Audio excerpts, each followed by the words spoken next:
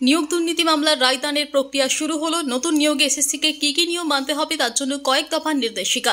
CBI তদন্ত চালিয়ে যেতে হবে। অভিযুক্তদের হেফাজতে নিয়ে তদন্ত চালাতে হবে। 6 সপ্তাহের মধ্যে বেতন ফেরত দিতে হবে। মেয়াদ উত্তীর্ণ প্যানেলে যারা চাকরি পেয়েছিলেন তাদের বেতন ফেরত দিতে হবে। ডিভিশন বেঞ্চ জানালো, মেয়াদ উত্তীর্ণ হবার পরে কোনো চাকরিরই বৈধতা নেই। কারা অবৈধভাবে চাকরি পেয়েছেন তাদের শনাক্ত করতে হবে, জানালেন বিচারপতি দেবাংশু বসাকের ডিভিশন বেঞ্চ।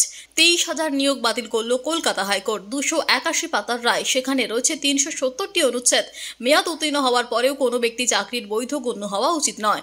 এর আগে বিচারপতি গঙ্গোপাধ্যায় বহু পদে নিয়োগ বাতিলের নির্দেশ দেন। অতীতে এই মামলা চলছিল প্রাক্তন বিচারপতি অভিজিৎ গঙ্গোপাধ্যায়ের বেঞ্চে। ক্যান্সার আক্রান্ত আবেদনকারী সোমা দাসের নিয়োগ সহানুভূতির প্রেক্ষিতে বহাল রাখল কলকাতা হাইকোর্ট।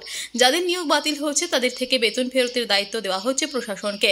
সমস্ত ওএমআর শিট ওয়েবসাইটে আপলোড করার নির্দেশ দেওয়া হয়েছে এসএসসিকে কলকাতা হাইকোর্টের তরফ থেকে।